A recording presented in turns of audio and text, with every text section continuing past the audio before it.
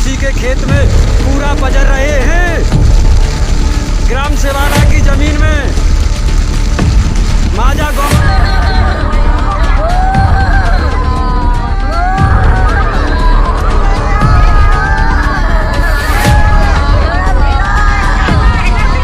जब किसान खेत बोते हैं तो फसल की परवरिश करने में अपना खून पसीना एक कर देते हैं, लेकिन जब उनकी पकी फसल में आग लग जाती है तो मानो किसान के लिए ऐसा माहौल होता है जैसे परिवार में किसी की मौत का मातम होता है। अलीगढ़ में खेतों में फसलें पककर तैयार खड़ी हैं। कुदरत कहें या शाजितन फसल में कोई हसद और जलन की तिली जलाकर फेंक देता है, जिससे देखते देखते खेत के खेत जल जाते हैं। किसानों की पीड़ा का कोई ठिकाना नहीं होता है। किसान अपनी फसल कोई मकान बनाने के लिए सपने संजोता है, कोई अपनी बिटिया के हाथ पीले करके उसे रुखसत करता है, कोई किसान इसी फसल से अपने बच्चों का भविष्य तय करता है, कोई बच्चों की पढ़ाई लिखाई के सपने फसल बेचकर देखता है। कुल मिलाकर महीनों की मेहनत जब धू कर जलती है तो हर किसी का कलेजा फटना स्वाभाविक हो जाता है। अन्नदाता के बच्चों के ये आंसू हैं उन अधूरी हसरतों के जिनके ख्वाब पूरे होने से पहले ही टूट गए।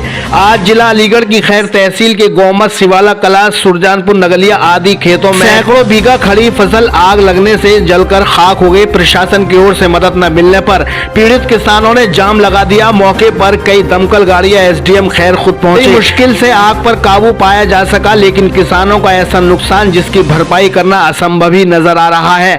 किसानों के परिवारों में मातम का माहौल है। उत्तर प्रदेश सरकार से अपील है, अगर बुलडोजर चलाने से फुर्सत मिल जाए तो इस पीड़ा को भी सुन लीजिए, जिससे अलीगढ़ सहित प्रदेश के कई जिलों में दिन रात किसानों की फसल जलकर खाक हो रही है। अन्नदाता विचलित होता है, प्रजा के लिए अन्न पाना मुश्किल भी हो जाता है। लेकिन देश में अजान लाउडस्पीकर नीचे उतारो राजशाहों की नींदों में खलल अजान डाल रही है। हिंदू मुस्लिमों में आपसी टकराव के लिए गोदी मीडिया रोज नए नए हथकंडे अपना रहा है। असल मुद्दे मुल्लों को टाइट करने में ही कहीं न कहीं खोते नजर आ रहे हैं। आज नहीं तो कल, कल नहीं तो परसों, ये कहावत हर जुबान पर होगी। अब काहे पछताना जब चिड़िया चुग गई खेत, सब कुछ नष्ट हो जाएगा। उसके बाद शायद इस देश के नौजवानों की आंख खुले, लेकिन तब तक बहुत देर हो चुकी होगी। अभी असल मुद्दों को दरकिनार कर दिया गया है। देश में अभी कुछ टटुओं की आरजू है, घर बिक जाए, नौकरी मिले न मिले, रोजगार बचे न बचे, लेकिन मुल्लों पर हर रोज सितम होना चाहिए।